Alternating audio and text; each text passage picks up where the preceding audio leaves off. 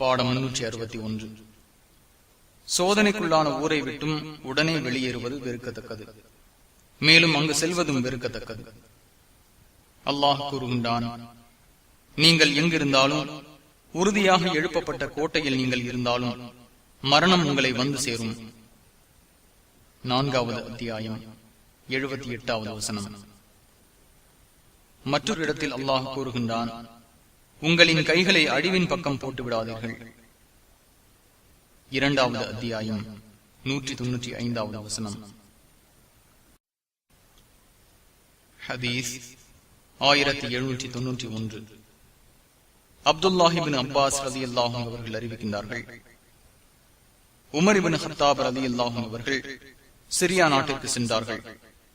அவர்கள் வழியில் சருகு என்ற இடத்தில் இருந்தபோது சிரியா நகரங்களின் தலைவர்களான அபு உபைதா இப்னு ஜர்ராஹ் ரலியல்லாஹு அன்ஹு அவர்களும் அவர்களின் தோழர்களும் உமர் ரலியல்லாஹு அன்ஹு அவர்களை சந்தித்தார்கள்.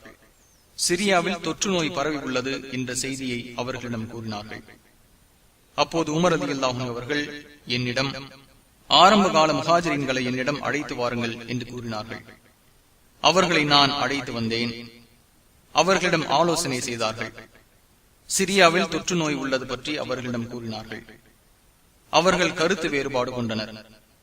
அவர்களில் சிலர், ஒரு காரியத்திற்காக நீங்கள் வந்துள்ளீர்கள், அதிலிருந்து நீங்கள் திரும்பி செல்வதை நாங்கள் விரும்பவில்லை என்று கூறினார்கள். அவர்களில் மற்ற சிலர், உங்களுடன் மற்ற சிலரும் நபி தோழர்களும் உள்ளனர், தொற்று நோய் உள்ள அந்த பகுதிக்கு அவர்களை நீங்கள் அழைத்து செல்வதை நாங்கள் விரும்பவில்லை என்று கூறினார்கள். என்னிடமிருந்து நீங்கள் புறப்படுங்கள் என உமர் ரலியல்லாஹு அன்ஹு அவர்கள் கூறினார்கள். பின்பு என்னிடம், மதீனாவாசிகளான அன்சாரிகளை அழைத்து வாருங்கள் என்று உமர் ரலியல்லாஹு அன்ஹு அவர்கள் கூறினார்கள். அவர்களை அழைத்து வந்தேன். அவர்களிடம் அவர்கள் ஆலோசனை செய்தார்கள். அவர்கள் முஹாஜிரின்கள் வழியையே கடைபிடித்தார்கள். அவர்கள் கருத்து வேறுபாடு கொண்டது போலவே இவர்களும் கருத்து வேறுபாடு கொண்டார்கள். என்னிடமிருந்து நீங்கள் புறப்படுங்கள் என உமர் ரலியல்லாஹு அன்ஹு அவர்கள் கூறினார்கள். பின்னர் மக்கா வெற்றியின் போது இஸ்லாத்தை தழுவிய குறைஷி தலைவர்களில் சிலர் இங்கிருந்தால் என்னிடம் அழைத்து வாருங்கள் என்று கூறினார்கள். உடனே அவர்களை அழைத்து வந்தேன். இது விஷயத்தில் அவர்களில் எந்த 2 நபர்களும் கருத்து வேறுபாடு கொள்ளவில்லை. மக்களோடு நீங்கள் திரும்பி செல்வதையே நாங்கள் விரும்புகின்றோம். இந்த தொற்று நோய் உள்ள பகுதிக்கு அவர்களை நீங்கள் அழைத்து செல்ல வேண்டாம் என்று அவர்கள் கூறினார்கள். உடனே மக்களை அழைத்த உமர் ரலியல்லாஹு அன்ஹு அவர்கள், நான் நாளை காலையில் பயணத்திற்கு தயார், எனவே நீங்களும் பயணம் புறப்படுங்கள் என்று கூறினார்கள். அப்போது அபு உபைதா இப்னு ஜர்ராஹ் ரலியல்லாஹு அன்ஹு அவர்கள், அல்லாஹுவின் விதியை விட்டும் நீங்கள் ஓடுகிறீர்களா என்று கேட்டார்கள். உடனே உமர் ரலியல்லாஹு அன்ஹு அவர்கள், அபு உபைதாவே, இதை உம்மை தவிர வேறு யாரேனும் கூறியிருந்தால் என எச்சரித்தார்கள். தனக்கு மாற்றமாக ஒருவர் கூறியதை வெறுத்த உமர் ரலியல்லாஹு அன்ஹு அவர்கள், ஆம், அல்லாஹுவின் ஒரு விதியிலிருந்து அல்லாஹுவின் மற்றொரு விதிக்கு நான் ஓடுகிறேன். நீரே கூறும், உம்மிடம் ஒரு ஒட்டகம் இருந்து அது 2 பகுதிகளாக உள்ள ஒரு ஓடையில் இறங்குகிறது. அவற்றில் ஒன்று பசுமையாக உள்ளது, மற்றொன்று வறட்சியாக உள்ளது. இந்த சமயத்தில் பசுமை பகுதியில் ஒட்டகையை நீர் மேய்த்தால் அல்லாஹுவின் விதிப்படியே அதை மேய்த்தீர். வறட்சி பகுதியில் நீர் மேய்த்தால் அதுவும் அல்லாஹுவின் விதிப்படியே மேய்த்தவராவீர். அப்படித்தானே என்று கேட்டார்கள். அப்போதுதான் தேவைக்கு வெளியூர் சென்றிருந்த அப்துர் ரஹ்மான் இப்னு அவுஃப் ரலியல்லாஹு அன்ஹு அவர்கள் வந்ததும், என்னிடம் இது பற்றி தெளிவு உண்டு. தொற்று நோய் உள்ள ஊர் பற்றி நீங்கள் கேட்டால் அங்கு செல்லாதீர்கள். அந்த ஊரில் நீங்கள் இருக்கும் போது அது ஏற்பட்டால் அதிலிருந்து உடனே வெளியேறாதீர்கள் என்று நபி ஸல்லல்லாஹு அலைஹி வஸல்லம் அவர்கள் கூற கேட்டேன் என்று அப்துர் ரஹ்மான் இப்னு அவுஃப் ரலியல்லாஹு அன்ஹு அவர்கள் கூறினார்கள். உடனே உமர் ரலியல்லாஹு அன்ஹு அவர்கள் அல்லாஹுவை புகழ்ந்துவிட்டு ஊர் திரும்பினார்கள். புகாரி 5729, முஸ்லிம் 2219. ஹதீஸ் 1792. உசாமா இப்னு ஸைத் ரலியல்லாஹு அன்ஹு அவர்கள் அறிவிக்கின்றார்கள், ஒரு ஊரில் பிளேக் நோய் உள்ளது பற்றி நீங்கள் கேள்விப்பட்டால் அதில் நுழையாதீர்கள். நீங்கள் அந்த ஊரில் இருக்கும் போது அது ஏற்பட்டால் அங்கிருந்து வெளியேறாதீர்கள் என்று நபி ஸல்லல்லாஹு அலைஹி வஸல்லம் அவர்கள் கூறினார்கள். புகாரி 5728, முஸ்லிம் 2218. பாடம் 362. சூனியம் கடும் குற்றமாகும். அல்லாஹ் கூறுகின்றான், சுலைமான் நிராகரிப்பவராக இருக்கவில்லை. ஆயினும் மக்களுக்கு சூனியத்தை கற்றுக் கொடுத்துக் கொண்டிருந்த ஷைத்தான்கள் தாம் நிராகரித்தார்கள். 2வது அத்தியாயம் 102வது வசனம். ஹதீஸ் 1793. அபூ ஹுரைரா ரலியல்லாஹு அன்ஹு அவர்கள் அறிவிக்கின்றார்கள், அழிவை தரும் 7 விஷயங்களை தவிர்த்துக் கொள்ளுங்கள் என்று நபி ஸல்லல்லாஹு அலைஹி வஸல்லம் அவர்கள் கூறினார்கள். அதற்கு இறை தூதர் அவர்களே, அவை என்ன என்று மக்கள் கேட்டனர். அல்லாஹுவுக்கு இணை வைத்தல், சூனியம் செய்தல், அல்லாஹு தடை செய்துள்ள ஓர் உயிரை நியாயமின்றி கொலை செய்தல், வட்டியை உண்ணுதல், அனாதையின் சொத்தை உண்ணுதல், போரில் புறமுதுகிட்டு ஓடுதல், மூமினான பத்தினி பெண்களை அவதூறு கூறுதல் ஆகியவைகளாகும் என்று நபி ஸல்லல்லாஹு அலைஹி வஸல்லம் அவர்கள் கூறினார்கள். புகாரி 2766, முஸ்லிம் 89. பாடம் 363. எதிரிகளால் அவமரியாதை ஏற்படும் என்று பயந்தால் இறை மறுப்பாளர்களின் பகுதிக்கு குர்ஆனுடன் பயணம் செல்வது கூடாது. ஹதீஸ் 1794. அப்துல்லாஹ் இப்னு உமர் ரலியல்லாஹு அன்ஹு அவர்கள் அறிவிக்கின்றார்கள், எதிரிகளின் ஊருக்கு குர்ஆனுடன் பயணம் மேற்கொள்வதற்கு நபி ஸல்லல்லாஹு அலைஹி வஸல்லம் அவர்கள் தடை விதித்தார்கள். புகாரி 2990, முஸ்லிம் 1869. பாடம் 364. உண்ணுவது, பருகுவது, சுத்தம் செய்வது போன்ற தேவைக்காக தங்கம் வெள்ளியினாலான பாத்திரங்களை பயன்படுத்துவது கூடாது. ஹதீஸ் 1795. உம்மு சலமா ரலியல்லாஹு அன்ஹா அவர்கள் அறிவிக்கின்றார்கள், வெள்ளி பாத்திரத்தில் பருகுபவர் தன் வயிற்றில் நிரப்பிக் கொள்வது நரக நெருப்பைத்தான் என்று நபி ஸல்லல்லாஹு அலைஹி வஸல்லம் அவர்கள் கூறினார்கள். புகாரி 5634, முஸ்லிம் 2065. முஸ்லிமின் மற்றொரு அறிவிப்பில் பின்வருமாறு உள்ளது: தங்கம் வெள்ளி பாத்திரத்தில் உண்பவர் அல்லது குடிப்பவர் நரக நெருப்பையை நிரப்பிக் கொள்கின்றார். ஹதீஸ் 1796. ஹுதைஃபா ரலியல்லாஹு அன்ஹு அவர்கள் அறிவிக்கின்றார்கள், பட்டு ஆடையையும் பட்டு கலந்த ஆடையையும் அணிவதற்கும் தங்கம் வெள்ளி பாத்திரத்தில் குடிப்பதற்கும் நபி ஸல்லல்லாஹு அலைஹி வஸல்லம் அவர்கள் எங்களுக்கு தடை செய்தார்கள். இறை மறுப்பாளர்களான அவர்களுக்கு இவை இவ்வுலகில் அனுமதிக்கப்பட்டதாகும், மறுமையில் இவை உங்களுக்கு அனுமதி என்று நபி ஸல்லல்லாஹு அலைஹி வஸல்லம் அவர்கள் கூறினார்கள். புகாரி 5632, முஸ்லிம் 2067. ஹுதைஃபா ரலியல்லாஹு அன்ஹு அவர்கள் அறிவிப்பதாக புகாரி, முஸ்லிமின் மற்றொரு அறிவிப்பில் பின்வருமாறு உள்ளது: பட்டையும் பட்டு கலந்த ஆடையையும் அணியாதீர்கள், தங்கம் வெள்ளி பாத்திரங்களில் குடிக்காதீர்கள், சாப்பிடாதீர்கள் என்று நபி ஸல்லல்லாஹு அலைஹி வஸல்லம் அவர்கள் கூறினார்கள். புகாரி 5426, முஸ்லிம் 2067 மற்றும் 5. ஹதீஸ் 1797. அனஸ் இப்னு சீரின் அறிவிக்கின்றார்கள், நான் அனஸ் இப்னு மாலிக் ரலியல்லாஹு அன்ஹு அவர்களுடன் இருந்தேன். அவர்கள் அருகில் நெருப்பை வணங்கும் மஜூசிகள் இருந்தனர். அப்போது வெள்ளி பாத்திரத்தில் தேனும் மாவும் கலந்து தயாரிக்கப்பட்ட இனிப்பு பொருளான ஃபாலுதஜ் எனும் உணவு கொண்டு வரப்பட்டது. அனஸ் ரலியல்லாஹு அன்ஹு அவர்கள் அதை சாப்பிடவில்லை. உணவு தந்தவரிடம் இதை வேறு பாத்திரத்தில் மாற்றுவீராக என்று கூறப்பட்டது. உடனே மரத்திலான ஹலஞ்ச் என்ற பாத்திரத்தில் மாற்றி அந்த உணவு கொண்டு வரப்பட்டது. அதன் பின்பு அதாவது அந்த உணவை அனஸ் ரலியல்லாஹு அன்ஹு அவர்கள் சாப்பிட்டார்கள். பைஹகி 1/28. பாடம் 365. குங்குமப்பூ நிற ஆடையை ஓர் ஆண் அணிவது கூடாது. ஹதீஸ் 1798. அனஸ் ரலியல்லாஹு அவர்கள் அறிவிக்கின்றார்கள், ஓர் ஆண் குங்குமப்பூ நிற ஆடை அணிவதற்கு நபி ஸல்லல்லாஹு அலைஹி வஸல்லம் அவர்கள் தடை விதித்தார்கள்.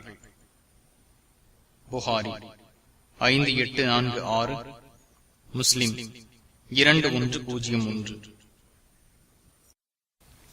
ஹதீஸ் 1799. அப்துல்லாஹ் இப்னு அம்ர் இப்னு ஆஸ் ரலியல்லாஹு அவர்கள் அறிவிக்கின்றார்கள், நபி ஸல்லல்லாஹு அலைஹி வஸல்லம் அவர்கள் என்னை மஞ்சள் நிற ஆடை இரண்டை அணிந்திருக்க கண்டார்கள். உம் தாய் இதை அணிய உமக்கு ஏவினாரா என்று கேட்டார்கள். அதற்கு நான், இதை நான் சாயம் மாற்றி துவைத்து விடுகிறேன் என்று கூறினேன். அதற்கு அவர்கள், இல்லை, இந்த இரண்டு ஆடைகளையும் எரித்துவிடு என்று நபி ஸல்லல்லாஹு அலைஹி வஸல்லம் அவர்கள் கூறினார்கள். மற்றொரு அறிவிப்பில், நிச்சயமாக இது இறை மறுப்பாளர்களின் ஆடையாகும், ஆகவே இதை நீர் அணிய வேண்டாம் என்று கூறினார்கள் என உள்ளது. முஸ்லிம் 2077. பாடம் 366. பகல் முழுதும் மௌன விரதம் இருப்பது கூடாது.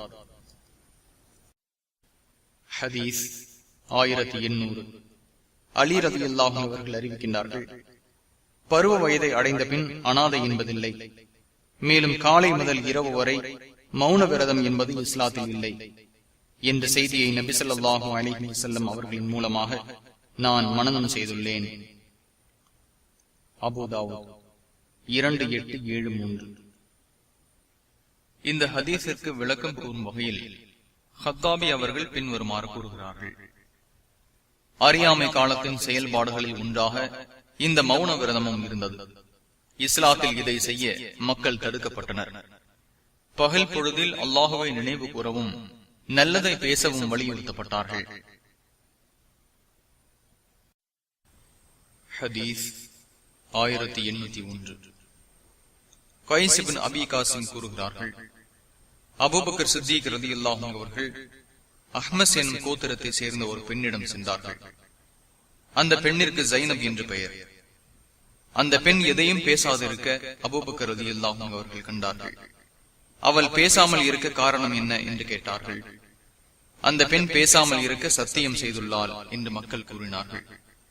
உடனே அந்த பெண்ணிடம், நீர் பேசுவீராக, இந்த செயலுக்கு அனுமதி இல்லை, இது அறியாமை கால செயல் என்று கூறினார்கள். உடனே அந்த பெண் பேசினார். புகாரி 3834. பாடம் 367. தன் தந்தை அல்லாதவரை தந்தை என்றும் தன் எஜமான் அல்லாதவரை எஜமான் என்றும் கூறுவது கூடாது. ஹதீஸ் 1802. சஅத் இப்னு அபி வக்காஸ் ரலியல்லாஹு அன்ஹு அவர்கள் அறிவிக்கின்றார்கள், தன் தந்தை இல்லை என்பதை அறிந்தே ஒருவர் தன் தந்தை அல்லாதவரை தந்தை என வாதாடினால் சொர்க்கம் அவருக்கு தடையாகும் என்று நபி ஸல்லல்லாஹு அலைஹி வஸல்லம் அவர்கள் கூறினார்கள். புகாரி 6766, முஸ்லிம் 63. ஹதீஸ் 1803. அபூ ஹுரைரா ரலியல்லாஹு அன்ஹு அவர்கள் அறிவிக்கின்றார்கள், நீங்கள் உங்கள் தந்தையை வெறுக்காதீர்கள். தன் தந்தையை ஒருவர் வெறுத்தால் அவரின் செயல் இறை மறுப்பு செயலாகும் என்று நபி ஸல்லல்லாஹு அலைஹி வஸல்லம் அவர்கள் கூறினார்கள். புகாரி 6768, முஸ்லிம் 62. ஹதீஸ் 1804. யஸீத் இப்னு ஷரீக் இப்னு தாரிக் கூறுகின்றார்கள், அலி ரலியல்லாஹு அன்ஹு அவர்கள் மிம்பரில் உரை நிகழ்த்துவதை நான் பார்த்தேன். அப்போது அவர்கள், அல்லாஹுவின் மீது சத்தியமாக அல்லாஹுவின் வேதத்தை தவிர நாம் படித்திட வேறு நூல் இல்லை, மேலும் இந்த ஏட்டில் உள்ளதை தவிர வேறு இல்லை என கூற கேட்டேன். அந்த ஏட்டை அவர்கள் விரித்தார்கள். அதில் ஜகாத் கடமையாகும், ஒட்டகத்தின் வயது பற்றியும் காரியங்களுக்குரிய தீர்வுகளும் இருந்தன. அதில் பின்வருமாறு இருந்தது: ஐர் பகுதியிலிருந்து சவுர் மலை பகுதி வரை மதீனாவின் புனித பகுதிகளாகும்.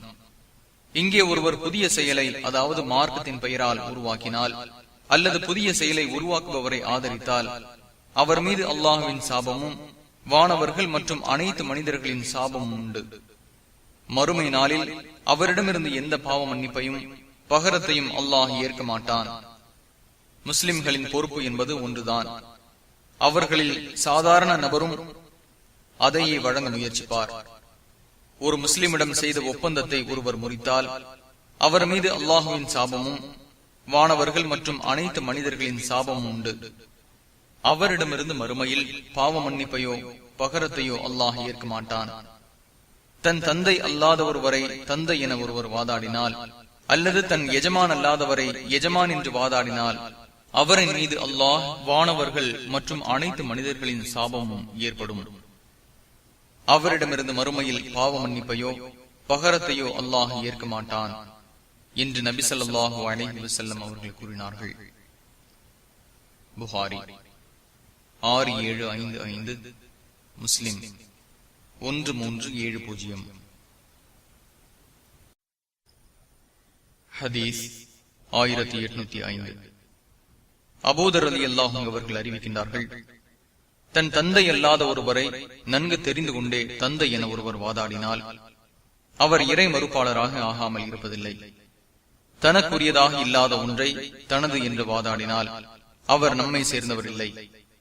அவர் தன் இருப்பிடத்தை நரகத்தில் ஏற்படுத்திக் கொள்ளட்டும்.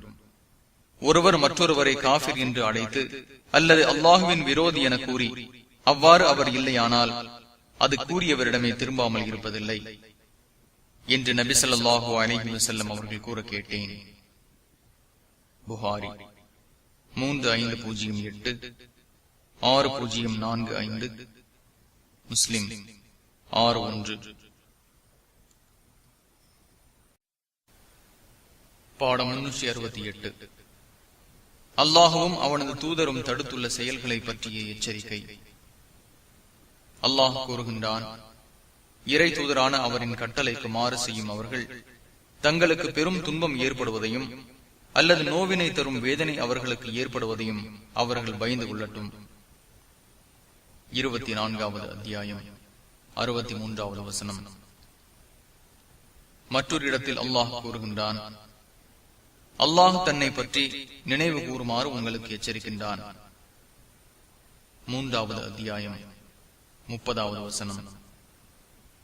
மற்றொரு இடத்தில் அல்லாஹ் கூறுகின்றான், நிச்சயமாக உமது இறைவனின் பிடி கடுமையானதாகும். 85வது அத்தியாயம் 12வது வசனம். மற்றொரு இடத்தில் அல்லாஹ் கூறுகின்றான், அநீதம் செய்யும் ஊர்வாசிகளை இறைவன் பிடித்தால் உமது இறைவனின் பிடி இவ்வாறுதான் இருக்கும். அந்த பிடி கடுமையான நோவினை தரக்கூடியதாக இருக்கும். 11வது அத்தியாயம் 102வது வசனம். ஹதீஸ் 1806. அபூ ஹுரைரா ரலியல்லாஹு அன்ஹு அவர்கள் அறிவிக்கின்றார்கள், நிச்சயமாக அல்லாஹ் ரோஷம் கொள்வான். அல்லாஹுவின் ரோஷம் என்பது அல்லாஹ் தடுத்துள்ள ஒன்றை மனிதன் செய்யும் போது ஏற்படுகிறது என்று நபி ஸல்லல்லாஹு அலைஹி வஸல்லம் அவர்கள் கூறினார்கள். புகாரி 5223, முஸ்லிம் 2761. பாடம் 369. தடுக்கப்பட்டதை ஒருவர் செய்துவிட்டால் அவர் கூற வேண்டியதும் செய்ய வேண்டியதும். அல்லாஹ் கூறுகின்றான், ஷைத்தானிடமிருந்து உமக்கு தீங்கு ஏற்பட்டால் அல்லாஹுவிடம் பாதுகாப்பு தேடுவீராக. 41வது அத்தியாயம் 36வது வசனம். மற்றொரு இடத்தில் அல்லாஹ் கூறுகின்றான், அல்லாஹுவை அஞ்சுகின்ற அவர்களுக்கு ஷைத்தானின் தீங்கு ஏற்பட்டுவிட்டால் அவர்கள் அல்லாஹுவை நினைவு கூறுவார்கள். அப்போது அவர்கள் தெளிவு பெற்றவர்கள் ஆவார்கள். 7வது அத்தியாயம் 201வது வசனம். மற்றொரு இடத்தில் அல்லாஹ் கூறுகின்றான், இன்னும் அவர்கள் தவறான செயலை செய்துவிட்டால் அல்லது தங்களுக்கு அநீதம் செய்து கொண்டால் அல்லாஹுவை நினைவு கூறுவார்கள். தங்களின் குற்றத்திற்காக பாவ மன்னிப்பு கோருவார்கள். அல்லாஹுவை தவிர அவர்களின் குற்றங்களை மன்னிப்பவன் யார் என்பதை அவர்கள் அறிந்து கொண்டே தாங்கள் செய்பவற்றில் தொடர்ந்து இருக்க மாட்டார்கள். அவர்களுக்கு கூலி அவர்களின் இறைவனிடமிருந்து உள்ள மன்னிப்பாகும். மேலும் சொர்க்கம் உண்டு, அதனுடைய ஆறுகள் ஓடிக்கொண்டிருக்கும், அதிலே அவர்கள் நிரந்தரமாக இருப்பார்கள். நல்லது செய்வோரின் கூலியில் இது நல்லதாக உள்ளது. 3வது அத்தியாயம் 135 மற்றும் 136 வசனங்கள். மற்றொரு இடத்தில் அல்லாஹ் கூறுகின்றான், இறை நம்பிக்கையாளர்களே, நீங்கள் வெற்றி பெறுவதற்காக நீங்கள் அனைவரும் அல்லாஹ்விடம் பாவ மன்னிப்பு கோருங்கள். 24வது அத்தியாயம் 31வது வசனம். ஹதீஸ் 1807. அபூ ஹுரைரா ரலியல்லாஹு அன்ஹு அவர்கள் அறிவிக்கின்றார்கள், ஒருவர் சத்தியம் செய்யும் போது தன் சத்தியத்தில் லாத் உஸ்ஸாவின் மீது சத்தியமாக என்று கூறிவிட்டால் உடனே அவர் அதனை விட்டு நீங்கும் வகையில் லா இலாஹ இல்லல்லாஹ் என்று கூறட்டும். ஒருவர் தன் தோழரிடம் வா உன்னுடன் சூதாட்டம் விளையாடுகிறேன் என்று கூறினால் அவர் இப்படி கூறியதற்காக தர்மம் செய்யட்டும் என்று நபி ஸல்லல்லாஹு அலைஹி வஸல்லம் அவர்கள் கூறினார்கள். புகாரி 4860, முஸ்லிம் 1647.